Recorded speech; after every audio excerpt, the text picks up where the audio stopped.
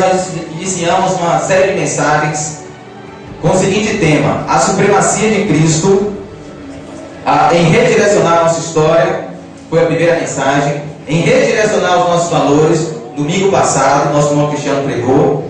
E hoje nós vamos estar analisando a supremacia de Cristo em redirecionar os nossos relacionamentos. Eu já queria adiantar aqui que os nossos relacionamentos aqui não significam apenas relacionamentos amorosos, de marido com mulher, de namorados. Todos os nossos relacionamentos, Cristo entrou na nossa vida para redirecionar. Então, o tema da nossa mensagem é a supremacia de Cristo em redirecionar, em dar uma nova direção aos nossos relacionamentos. Antes de nós entrarmos no texto, eu gostaria de compartilhar um vídeo com vocês. Eu gostaria que vocês prestassem bem atenção nesse vídeo e a gente vai começar agora.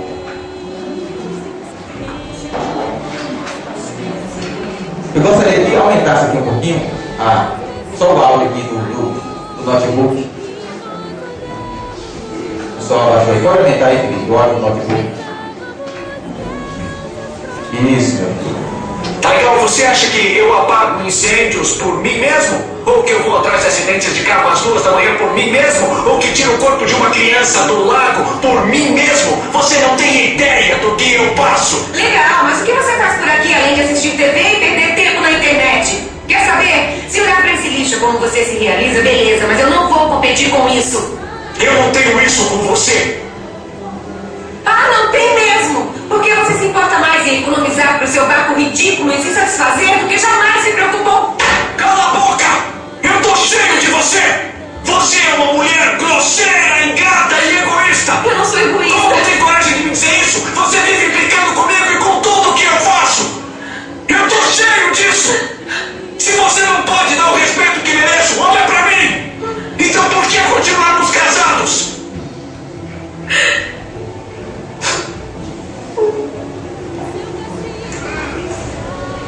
Eu quero me separar. Eu quero acabar com tudo.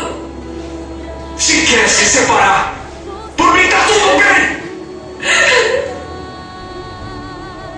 Ok? Essa cena de vídeo, talvez na sua casa nunca aconteceu isso, né? Essa discussão, esse bate-boca. Mas eu acredito que isso é tão comum, muito mais do que nós imaginamos. Pessoas brigam, aqui no caso o filme A Prova de Fogo dá a discussão de um casal. Mas pessoas brigam, pessoas discutem umas com as outras. E o grande problema que pessoas discutem, que pessoas se desentendem dos conflitos, em primeiro lugar, é que os nossos conflitos, na verdade os nossos relacionamentos, eles são marcados, em primeiro lugar, por atitudes egoístas.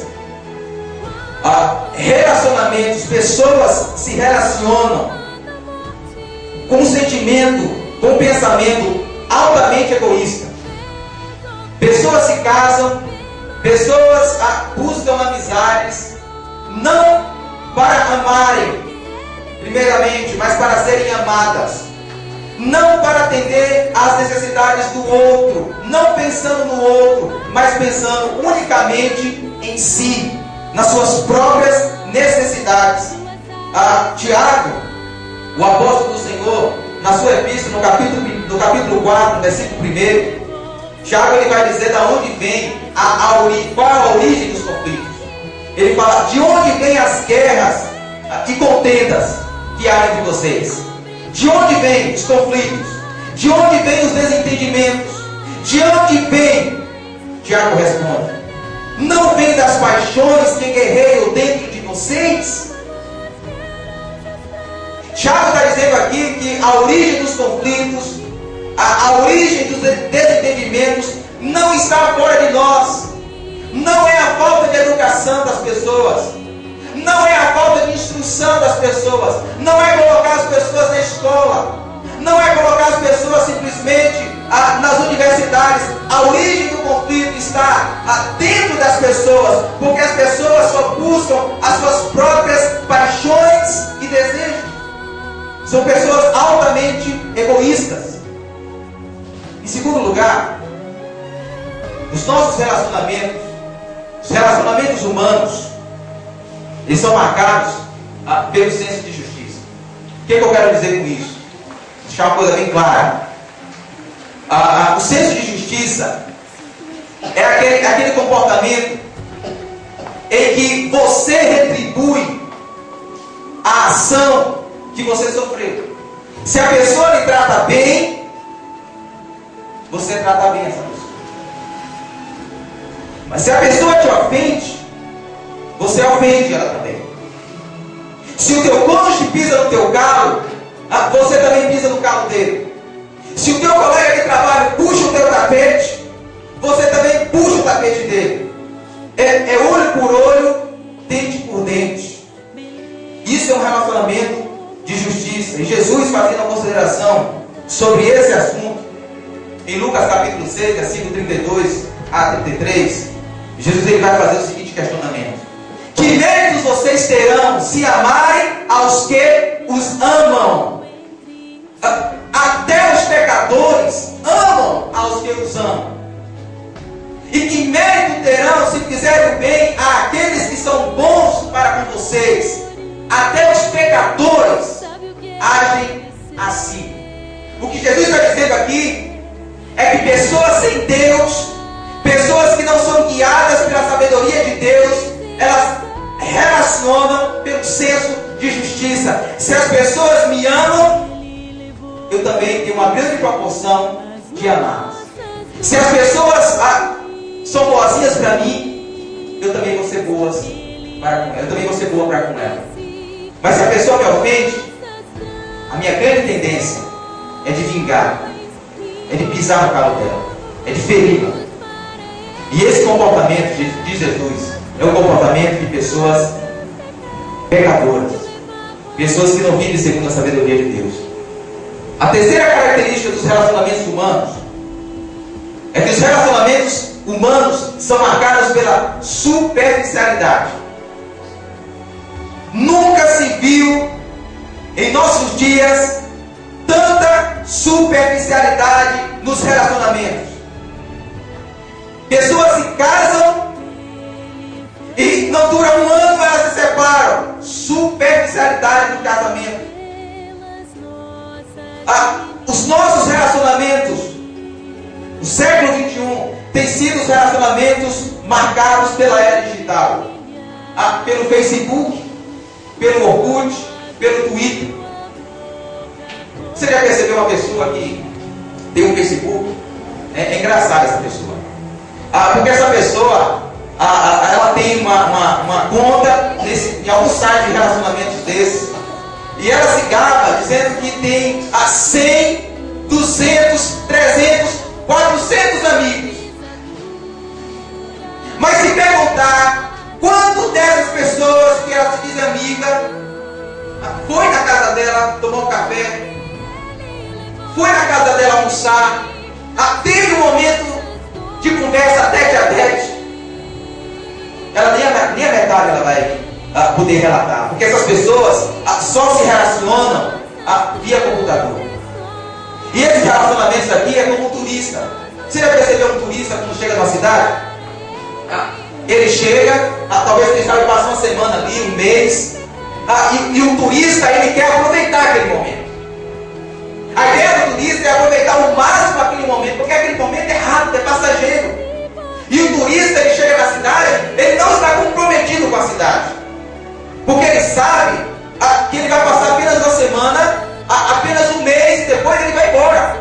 Ele não está nem aí com a cidade, com os problemas da cidade. E as pessoas têm se relacionado como turistas, têm buscado amigos, têm buscado relacionamentos amorosos, sem compromisso nenhum, totalmente superficiais. Por quê? Porque o que importa é aquele momento, o que importa é aquele beijo, aquela noite. E as pessoas acham que relacionamento é ir para o barzinho, conhecer uma pessoa e ir para a cama no final da noite. No outro dia, não quero compromisso, não quero regras, não quero cobranças, relacionamentos superficiais. E o que tudo isso gera? Relacionamentos marcados pela desarmonia. Quando no nosso relacionamento existe egoísmo, existe o senso de justiça, um ferindo o outro, e quando há superficialidade, o resultado dessa salada mista é que os nossos relacionamentos vão ser totalmente desarmônicos. Não vai haver harmonia, não vai haver sintonia. E quando isso acontece, pessoas geralmente tomam duas posturas. Ou elas fogem do relacionamento, ou elas atacam a pessoa com quem elas se relacionam. E quais são as respostas de fuga?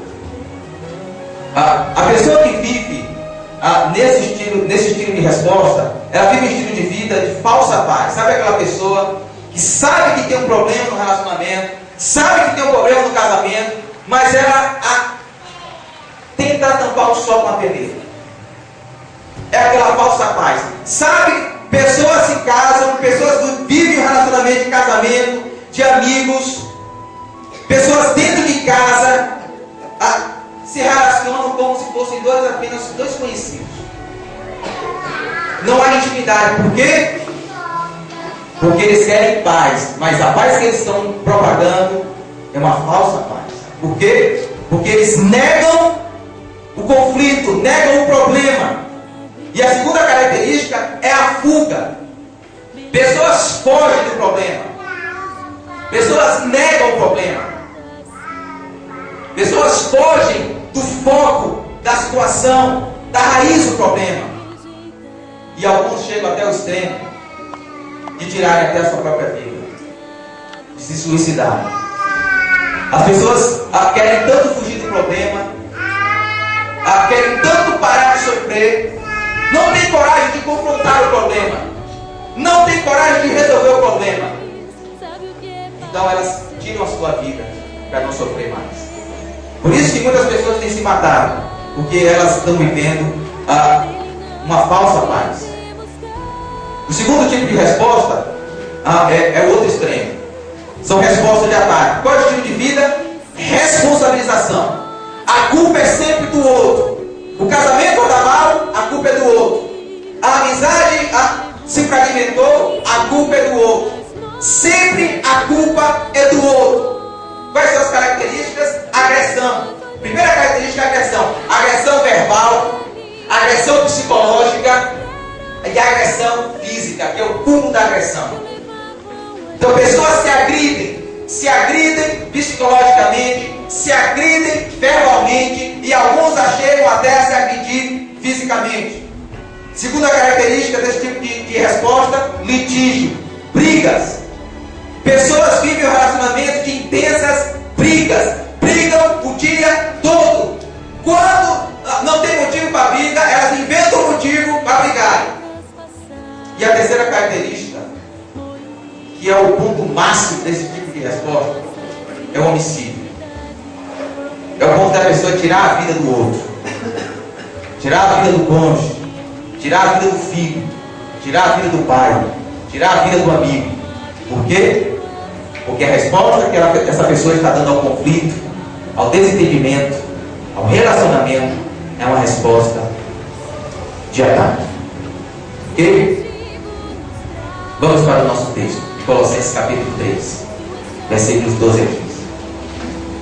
Portanto, diz Paulo, como povo escolhido de Deus, santo e amado, revistam-se de profunda compaixão, bondade, humildade, mansidão e paciência. Suportem-se uns aos outros e perdoem as queixas que tiverem uns contra os outros. Perdoem como o Senhor os perdoou. Acima de tudo, porém, revistam-se do amor, que é o elo perfeito.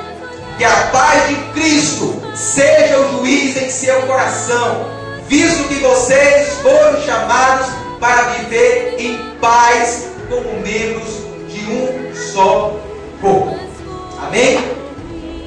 O apóstolo Paulo está escrevendo aqui aos Colossenses, e ele diz que pessoas, seres humanos, eles viviam um relacionamento de extremo egoísmo, de extremo senso de justiça e de superficialidade nos relacionamentos. Mas quando Deus entra na história dessas pessoas, quando Jesus entra no coração dessas pessoas, a vida dessas pessoas mudam completamente, porque Deus se manifestou de maneira especial a esses indivíduos. E o apóstolo Paulo diz que, em primeiro lugar, o que Deus fez por nós, para mudar a nossa vida, ele diz que Deus, ele nos escolheu. Olha só o que ele escreve no versículo 12. Portanto, como povo escolhido de Deus, santo e amado, como povo escolhido de Deus, Deus nos escolheu. E Deus, quando resolveu nos escolher, deixa eu só tirar aqui alguns pensamentos. Deus não escolheu pessoas boas. Deus não escolheu você porque você era uma pessoa boa, porque você é um cara bacana, porque você é um cara justo. Deus não escolheu você porque você é uma mulher boa, porque você é uma mulher que tem um caráter perfeito. Não! Deus escolheu indivíduos imperfeitos, pecadores e miseráveis. O texto de Romanos capítulo 8, versículo 29 diz a natureza da eleição de Deus. O apóstolo Paulo diz: pois aqueles que de antemão conheceu, e o verbo conhecer aqui, amado, usado por Paulo, não é o verbo conhecer do intelecto, o conhecimento intelectual. O verbo aqui dá a ideia de relacionamento íntimo. O que Paulo está escrevendo aqui é que antes que você nascesse, é que antes que você estivesse no ventre da sua mãe, desde a eternidade, Deus decidiu não por causa de nós, não por causa dos nossos méritos. Deus decidiu manter um relacionamento íntimo, um relacionamento de amor, um relacionamento de afeto comigo e com você, mesmo Ele sabendo que nós éramos pecadores e miseráveis. Deus decidiu manter um relacionamento com você desde a eternidade. Em segundo lugar, Paulo diz: Deus nos amou. Se Deus, Ele nos escolheu na eternidade, Ele decidiu manifestar o seu amor na história, no tempo. O texto diz: portanto, como povo escolhido de Deus, santo e amado. Deus nos amou. E aqui eu gostaria de adiantar só uma matéria. Amor não é primeiramente, basicamente, sentimento. Amor são atitudes de bondade, atitudes de misericórdia. O texto diz que Deus nos amou, que nós somos amados de Deus. E João capítulo 3, versículo 16 diz: porque Deus tanto amou o mundo, Deus tanto amou homens e mulheres depravados, pecadores, indignos do seu amor. Deus tanto amou os seus inimigos, porque a Bíblia diz que nós, antes de Cristo entrar nas nossas vidas, nós éramos inimigos de Deus. Deus tanto amou os seus inimigos que resolveu fazer uma coisa, que resolveu agir de maneira tão extraordinária. E o texto diz que Ele entregou o seu Filho unigênito. Para quê? Para que todo que nele crê não pereça, não esteja morto, não pereça eternamente, no estado de divisão, de relacionamento com Ele, no estado de distanciamento dEle, não pereça, mas tenha a vida eterna, tenha um relacionamento contínuo e eterno com Deus Todo-Poderoso. Ele te amou e você é miserável, para que você pudesse se relacionar e ter comunhão com Ele. Em terceiro lugar, Paulo termina: Deus nos escolheu, Deus nos amou. E Paulo termina: Deus nos santificou. Um povo escolhido de Deus, santo e amado. Santo. O termo santo denota separação, consagração. O Senhor nos consagrou para quê? Não somente as nossas vidas pessoais refletissem o caráter de Cristo, mas também os nossos relacionamentos refletissem os valores de Cristo e glorificassem a Deus. Sabe para que Deus te santificou, te consagrou? Para que da maneira como você se relaciona com o teu marido, com a tua esposa, você glorifique a Deus. A maneira como você se relaciona com o seu namorado, com a sua namorada, você glorifique a Deus. A maneira como você se relaciona com seus filhos, com seus pais, glorifiquem a Deus. A maneira como você se relaciona com seus amigos, com seus vizinhos, com seus colegas de trabalho, glorifiquem a Deus. Reflitam os valores de Cristo por meio dos teus relacionamentos. Essa história que Deus nos santificou apenas para ter um lugar reservado nos céus não é o pensamento bíblico. Deus nos separou, nos consagrou para que por meio dos nossos relacionamentos as pessoas vissem não você, mas Jesus. Jesus estampado no teu rosto por meio dos teus relacionamentos. Deixa eu exemplificar isso aqui para deixar um pouco mais claro para vocês. Os irmãos estão vendo aí do lado esquerdo, né, do seu lado esquerdo. Eu vou ajudar as mulheres, né, que as mulheres têm uma dificuldade, né, direita e esquerda. O lado esquerdo seu é o lado da parede, tá bom? É o lado da parede, ok? O lado direito é onde eu estou, tá bom? Tá? Então esquerda é lá, direita é cá, o seu, ok? Então você está vendo o seu lado esquerdo aí? Esse sinalzinho vermelho dá a ideia aí de separação. O nosso relacionamento com Deus, ele foi separado, e nós vimos isso na primeira série de mensagens, por causa do pecado. O pecado promoveu a separação entre Deus e os seres humanos, entre Deus e você e eu. Por quê? Porque nós decidimos viver uma vida de autodependência e de autossatisfação. Qual o resultado disso? Não somente o nosso relacionamento com Deus foi afetado, mas o nosso relacionamento conosco mesmo e o nosso relacionamento com os nossos irmãos, com o nosso próximo. E os nossos relacionamentos foram marcados pelo egoísmo, pela vingança, pela superficialidade e por inimizades. Esse é o estado de homens e mulheres que ainda não se renderam ao amor de Jesus. Separação de Deus e inimizade nos seus relacionamentos. Do lado direito, aí as mulheres olham para mim agora. O lado direito é cá, viu? Esse lado aqui. Jesus entra na nossa história.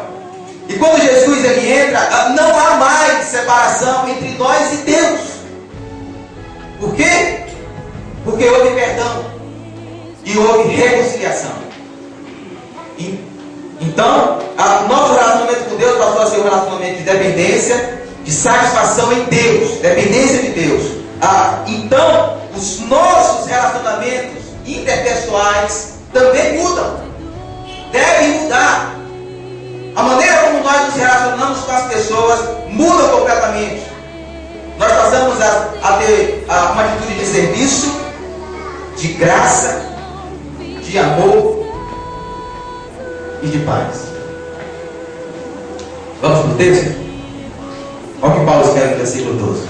Portanto, como povo escolhido de Deus, santo e amado, revistam-se de profunda compaixão, bondade, humildade, mansidão e paciência. Observe que a graça que nos foi dada em Cristo, ela redirecionou os nossos relacionamentos. Ela redirecionou o nosso relacionamento com Deus. Nós agora somos um povo escolhido de Deus. Nós agora somos um povo santo de Deus. Nós somos um povo amado exclusiva, portanto, ele está concluindo um pensamento. Portanto, se Deus escolheu vocês, se Deus santificou vocês, se Deus amou vocês, portanto, revistam-se. E o verbo revestir aqui é um mandamento que deve ser cumprido plenamente. Revistam-se, tirem a roupa velha de vocês e coloquem uma roupa nova.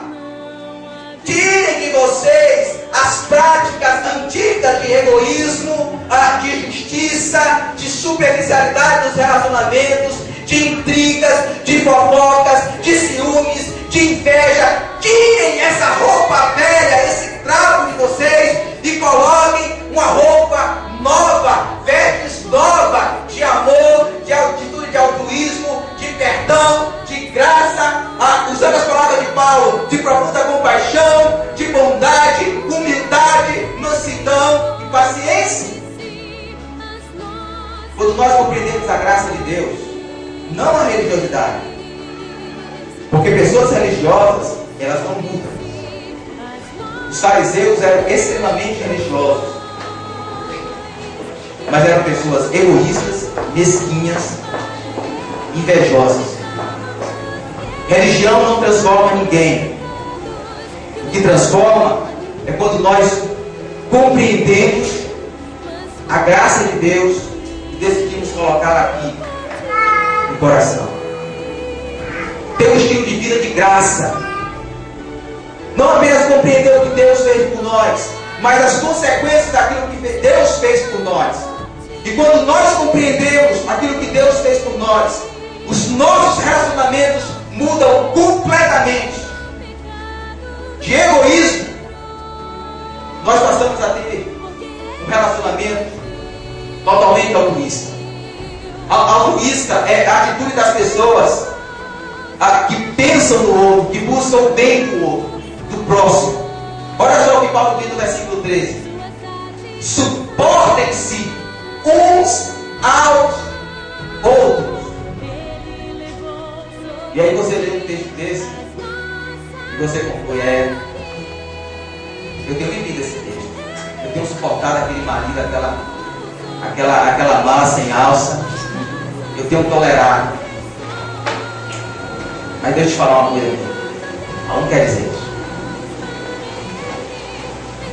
Em primeiro lugar, o verbo suportar está no modo imperativo e o tempo verbal é presente.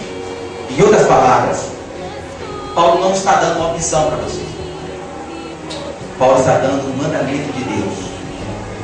E esse mandamento não tem que ser cumprido apenas quando você se sente ou acha que é conveniente para você.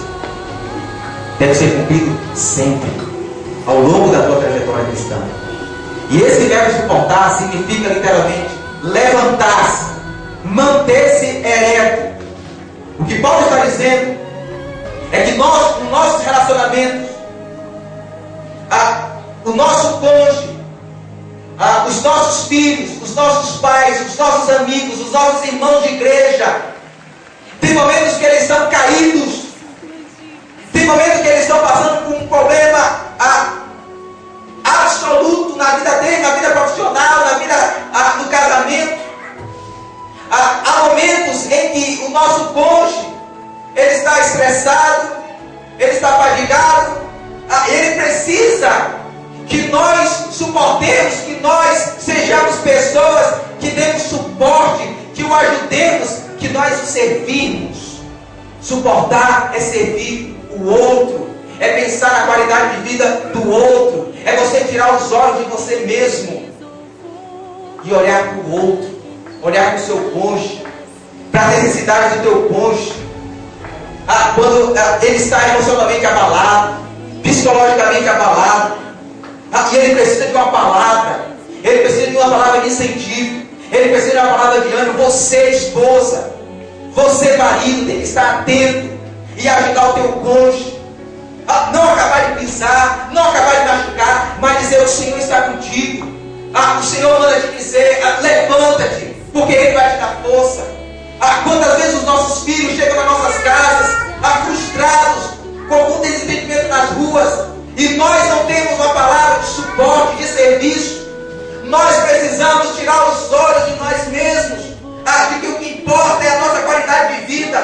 o que importa é o nosso bem-estar e olhar para o bem-estar do nosso cônjuge, dos nossos filhos, do nosso irmão que está na igreja. Há uma coisa, irmãos, que infelizmente acontece conosco. Você já percebeu que quanto mais uma pessoa ascende economicamente, ela para de servir?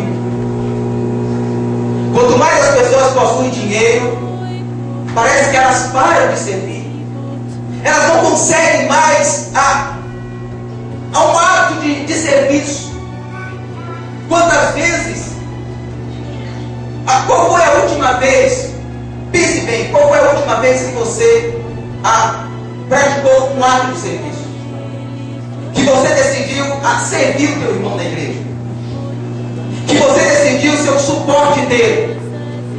Que você decidiu ser a bengala dele? Quando foi a última vez que você tomou o seu cônjuge nos seus braços e ajudou ele nessa frustração, e ajudou ele nessa decepção? Quando foi a última vez que você sentou com o teu filho e ajudou ele nessas decepções da vida, da adolescência, da juventude? Quando foi a última vez? Paulo está dizendo que nós temos que ser suporte, que os nossos relacionamentos agora não são mais relacionamentos de egoísmo, que o que importa somos nós, que o centro de tudo somos nós. Não! Os nossos relacionamentos moldados por Deus, o que importa é o outro também. O que importa é a qualidade de vida do outro. Se o outro está chorando, eu estou chorando também. Se o outro está se alegrando, eu estou se alegrando também, para a glória de Deus. Em segundo lugar, nossos relacionamentos mudam da justiça para a graça. Observe o que Paulo diz: perdoe as queixas que tiverem uns contra os outros. Perdoe como o Senhor os perdoa. O verbo perdoar é um mandamento. Não tem para onde correr. Não adianta a gente fazer muralhas na nossa mente para tentar nos defender. Daniel, você fala assim porque você é pastor, você é inteligente. Vai passar lá um dia lá em casa para você ver a situação. Se você consegue perdoar aquele marido. Aquele homem não presta não, Daniel. Aquele homem não vale nada não. Aquele filho, Daniel, você está falando isso porque tu tem que falar, é a Bíblia. Mas na prática é diferente, Daniel. Aquele menino me perturba o dia inteiro, Daniel. Eu vou perdoar? Aquele menino, ele te dá uma chance, ele decepciona. Ele te dá uma nova chance, ele decepciona. Deixa eu te falar uma coisa aqui.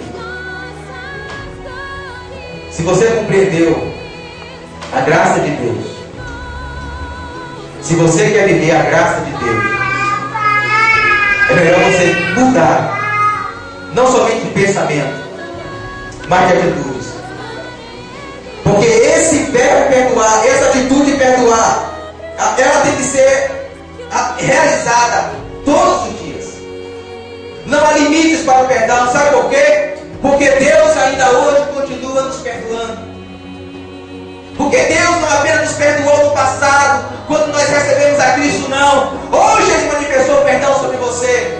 A palavra do Senhor diz que as misericórdias do Senhor, a graça do Senhor, o favor imerecido do Senhor se renova todos os dias sobre as nossas vidas. E é por isso que nós estamos de pé, pela graça de Deus. Então, como pecadores perdoados, vamos procurar perdoar. Porque Paulo está dizendo aqui que nós temos que fazer isso. Não como eu faço. Não como o Cristiano faz. Não como o Diran faz. Mas como o Senhor fez por nós. Como Jesus fez por nós. E como isso acontece? Deixa eu citar esse texto aqui de Efésios, capítulo 4. Quando vocês ficarem irados, não peguem. Apaziguem a sua ira antes que o sol se ponha. E não deem lugar ao diabo. Paulo está dizendo aqui que nos nossos relacionamentos vai ter momentos de desencontros. você, marido, vai machucar a sua esposa. Vai ter momentos, mulher, que você vai machucar o seu marido. Vai ter momentos que os filhos vão machucar os pais dos filhos. Vai ter momento que esse irmão que está do teu lado aqui na igreja, ele vai pisar no teu calo.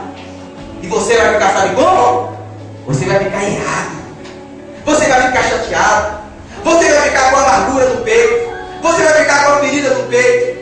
Mas o texto está dizendo que quando você ficar dessa forma, não peque. Não peque. Não deixe que a sua ira, que sobre a sua ira se ponha o sol. Em outras palavras, Paulo está dizendo, não permita que essa desavença, que essa intriga, vire a página do seu calendário. Que essa intriga, que essa briga, que esse desentendimento seja resolvido amanhã. Ele tem que ser resolvido hoje. Não deixe o sol se pôr sobre ele.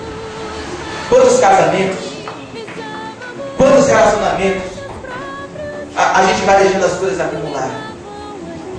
É um pecado aqui, é um pecado ali, que a gente não tem a coragem de sentar com esse marido, com essa esposa, com esse filho e colocar as cartas na mesa e confrontar o pecado para que haja confissão, arrependimento e por fim perdão e reconciliação. A gente não tem coragem. Então o que a gente faz? A gente vai fingindo que não existe. A gente vai jogando no balde de lixo. Mas deixa eu te falar uma coisa aqui. Um dia esse balde vai encher. E esse balde vai transbordar. E casamentos e relacionamentos têm sido destruídos porque os baldes já estão transbordando e a mulher não aguenta mais. A mulher já não aguenta mais ser ferida, já não aguenta mais estar machucada por esse marido insensível, duro e indiferente. Maridos já não aguentam mais essa esposa que não consegue amá-lo, que não consegue corresponder ao seu amor. Pai já não consegue aturar mais esses filhos que só trazem dor de cabeça. E sabe por quê? Porque a gente deixou acumular. E aí o diabo, ele tem espaço. Quando a gente deixa a ira no nosso coração, o diabo ele lança vários pensamentos, ideias na nossa mente. Busca se separar, mas tu vai ficar lutando com esse homem? Até quando tu vai ficar com essa ira, vivendo infeliz? Se separe. Esse menino, deixa ele ajudar esse menino. Deixa esse menino seguir a vida dele. Esse menino só te dá desconto. Esse menino só te dá prejuízo. Larga a mão desse menino. Larga a mão desse filho. O diabo, ele tem espaço por a ira está aqui no nosso coração. O que Paulo então diz? Livrem-se. Livrem-se como se fosse um peso nas costas de vocês. Joguem fora. Livrem-se absolutamente de toda amargura, de toda indignação e ira. E como é que a gente faz isso? Como é que a gente joga fora a amargura? Como é que a gente joga fora a indignação e a ira?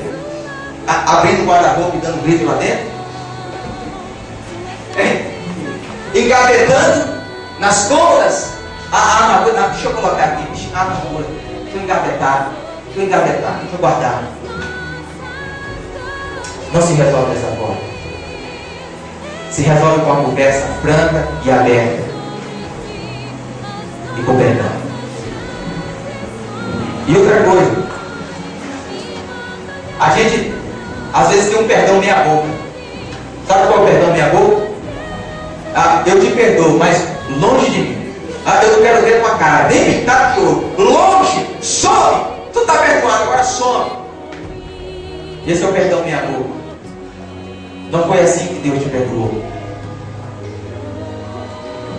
Perdão que não produz reconciliação não é perdão. O mandamento de Deus é que nós perdoemos. Hein? Vamos para o outro. Superficialidade versus amor. E aqui eu gostaria de voltar àquele tema que a gente começou no início. Eu queria quebrar um tabu aqui agora. Porque a superficialidade o relacionamento turista, o relacionamento sem compromisso, ele tem por ideia, por regra, que amor é sentimento. Que amor é um sentimento. E que se eu não sinto que eu amo aquela pessoa, que eu tenho afeição por aquela pessoa, eu tenho que acabar com o relacionamento. Mas o amor bíblico, o amor que Deus demonstrou para nós e quer que nós vivemos, é feito de atitudes. Deixa eu ilustrar isso aqui para você. Existe um programa de televisão que está passando agora na TV Record, aos sábados. É um programa americanizado que veio para o Brasil, Love School, ou Escola do Amor. Eu vou passar aqui para vocês. Esse cara aqui é o apresentador e ele está comentando sobre o relacionamento que entrou em divórcio de dois artistas de Hollywood, Demi Moore e Ashley Cole. Olha só o que ele fala aqui. É interessante. Isso me leva ao segundo ponto da história dos dois, da Demi Moore e do Ashley. É o seguinte: quando eles se casaram em 2005, todo mundo falou, mas que diferença de idade, 16 anos mais velha que ele e tal.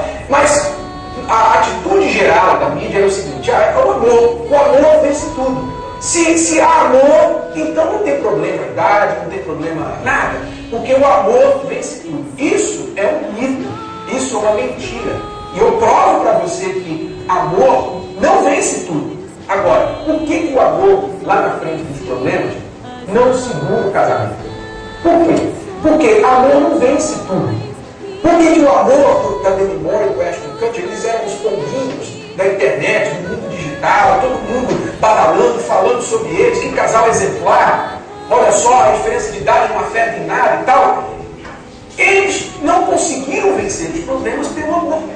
Não conseguiram. Por quê? Porque, na verdade, um casamento não é só feito de sentimento, mas sim de inteligência. O amor foi feito para resolver problemas, né? O amor é sentimento. Amor é sentimento. O que resolve problemas é inteligência. É você pensar.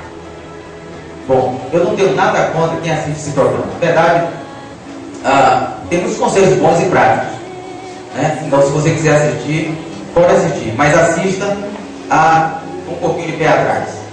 O que esse cara está falando aqui é que o amor é sentimento. E o amor não resolve tudo. Por quê? Porque o amor é sentimento. O que resolve é inteligência. É inteligência. Deixa eu contrapor ele com a citação. Olha. Isso. Com a citação de um terapeuta familiar chamado Gary Chapman, pastor americano. Olha só o que Gary Chapman diz. Quando aplicado a um casamento desesperado, observe que ele está falando de casamento aqui, mas vale para qualquer tipo de relacionamento, ok? Qualquer tipo de relacionamento.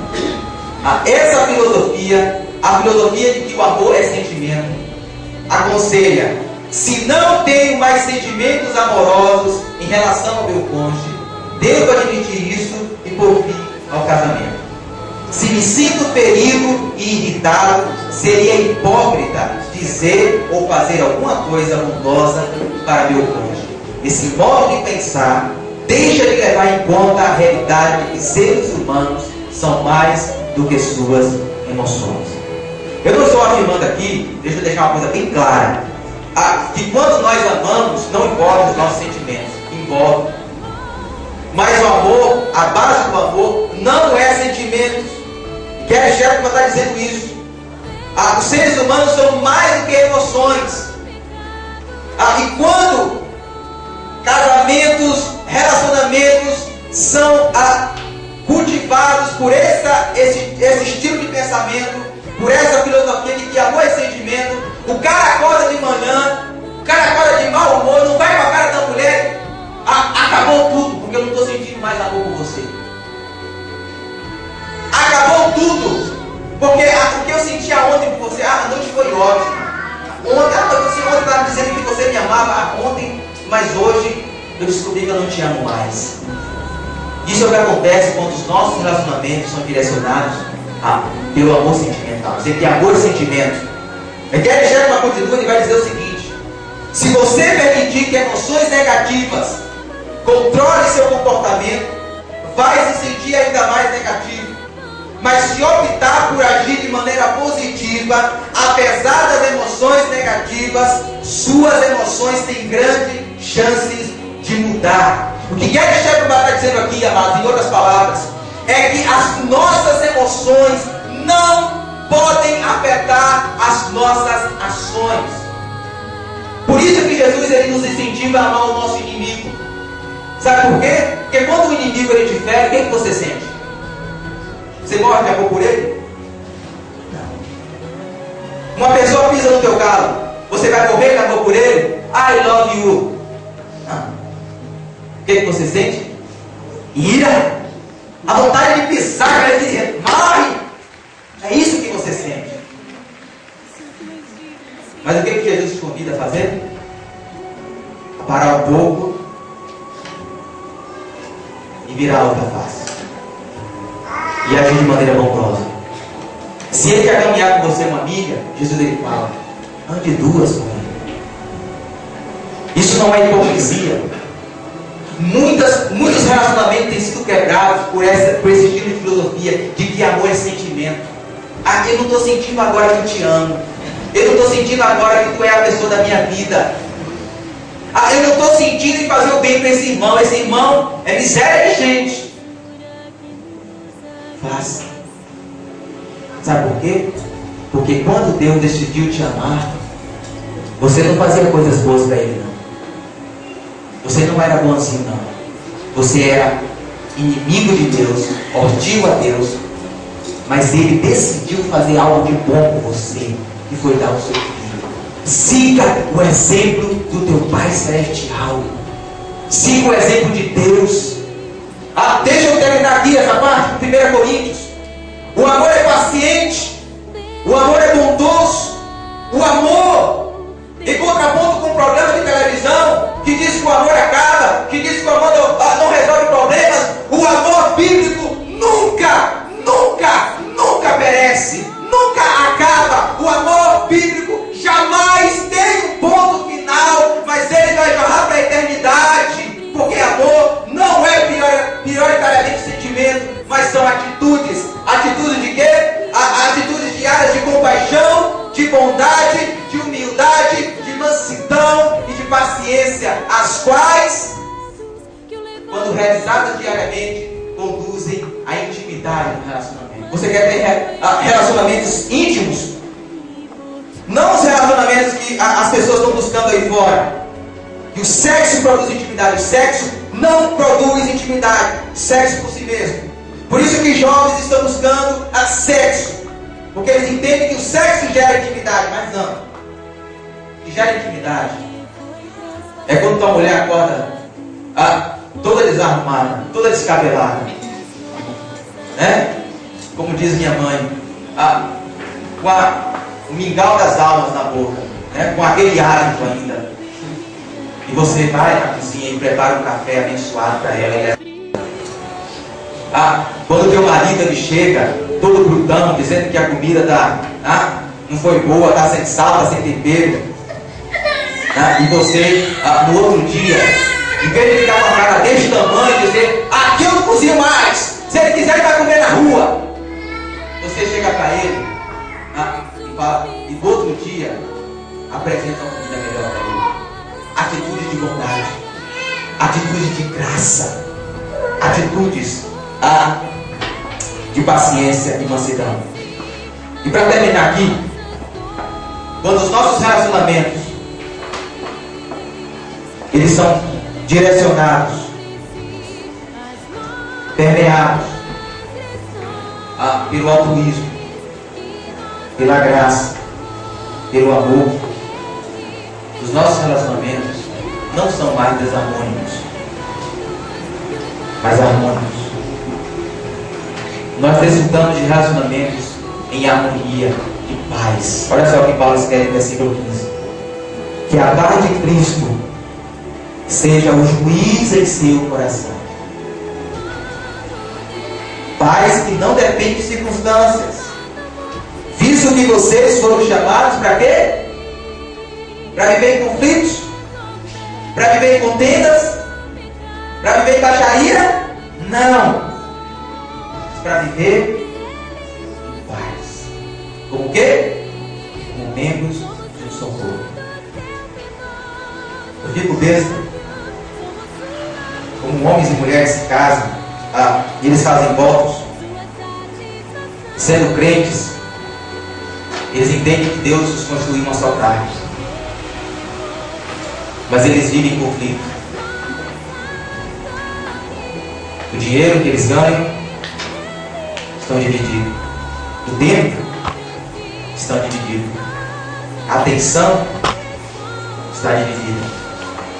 Os objetivos estão divididos. Estão em conflitos diários. Deus nos chamou para vivermos casamentos, relacionamentos na paz. Vamos ver como é que terminou a história daquele casal lá no início?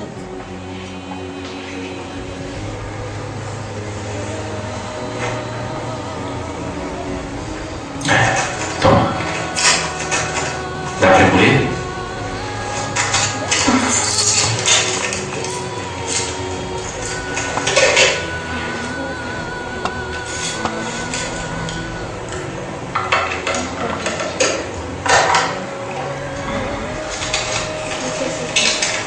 Por que está fazendo isso? Aprendi a nunca abandonar o parceiro.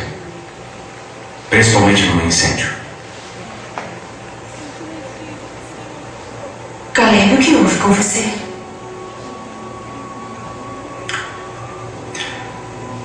Meu pai perguntou se havia algo em mim que quisesse salvar nosso casamento. E aí ele me deu uma coisa. Posso deixar você ler?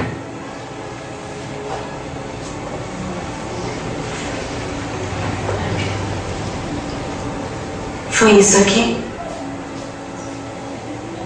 Há quanto tempo sabe? Eu só descobri ontem. Em que dia você está?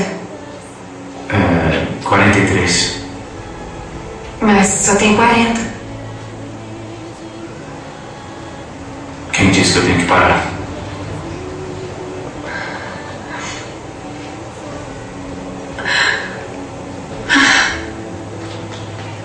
Caleb, eu não sei como processar isso. Isso não é normal para você. Bem-vindo ao novo normal.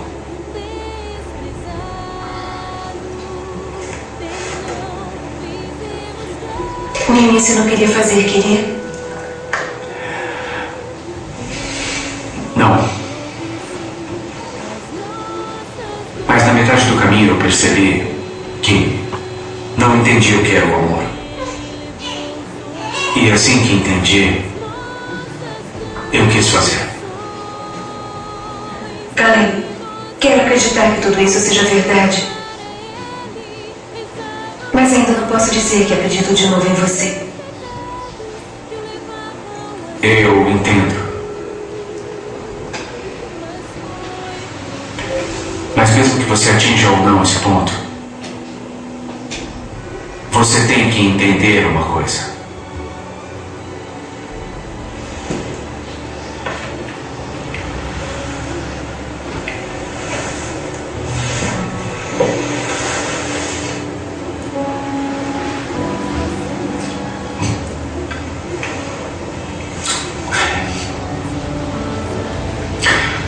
Eu sinto muito.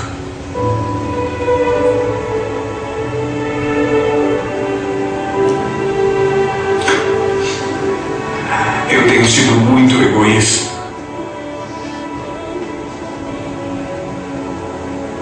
Nos últimos 7 anos, eu maltratei você com as minhas palavras e com meus atos. Eu amei outras coisas quando deveria ter amado você.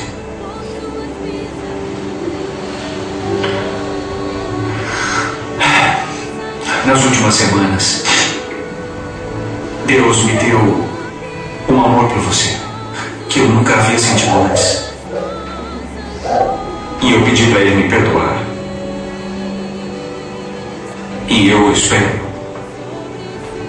Eu rezo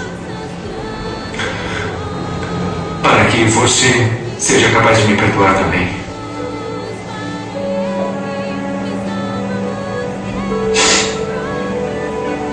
Catherine, eu não quero viver o resto da minha vida sem você.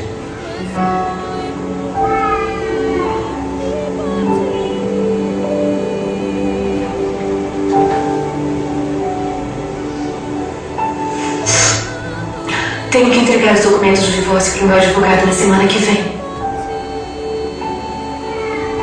Eu só...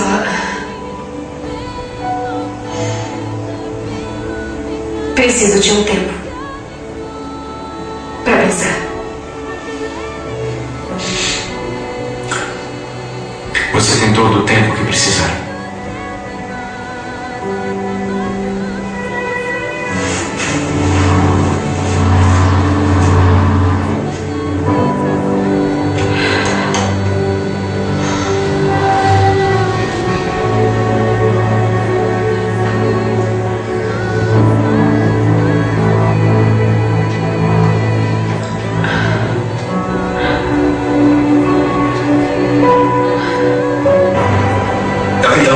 Um instante.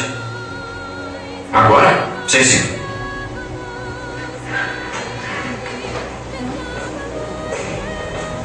O que foi? Catherine está na garagem. A minha Catherine? Sim, senhor.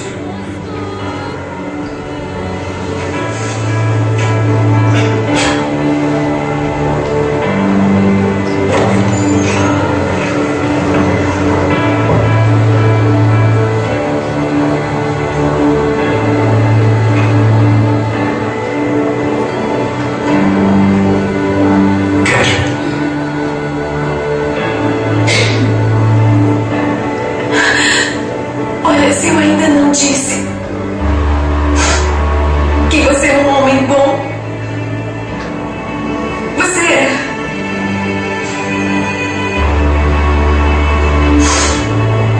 E se eu ainda não disse que perdoei você, eu perdoei.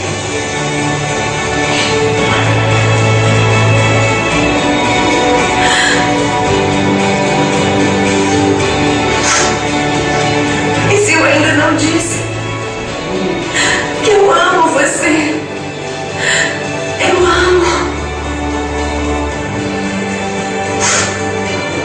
Alguma coisa mudou em você, Caleb. E o que aconteceu com você, quero que aconteça comigo.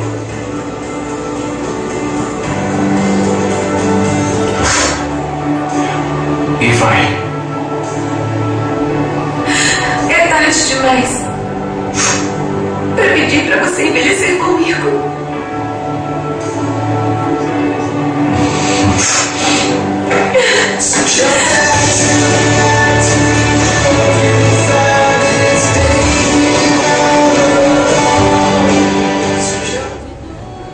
Amém? A restauração, não importa a situação, não importa o quão crônica da situação do casamento, relacionamento familiar. As mulheres estão chorando aí. Presta um pouquinho atenção. Mas eu sei que qualquer é muito sentimental, vermelha, tá? Vermelha, qualquer. Tem um lenço aí, cara. Ajuda. Eu sei que talvez você, a sua oração que você tem feito há meses, há anos, é que o seu marido ele fale essas palavras que Caleb falou. Ou quem sabe você espera ouvir isso de um filho, da sua esposa, do seu colega de trabalho, do seu irmão da igreja. A solução para os nossos relacionamentos, amados, quando nós começamos a ter atitude de bondade, a perdoar, a deixar o orgulho de lado. O grande problema dos nossos relacionamentos é que às vezes nós deixamos o orgulho assentar no trono do nosso coração. Ele tem que deixar de lado. O egoísmo tem que ser colocado de lado. Eu não sei se você depois do culto tem que dar um telefonema, mandar um e-mail, escrever uma cartinha, ou amanhã bater na porta da pessoa para pedir perdão, para se reconciliar com essa pessoa. Não sei se quando você vai chegar em casa, né, as mulheres aqui, vão discutir a relação. Não importa. Discutam a relação com o seu marido. Mas não deixe, não permita que pecados sejam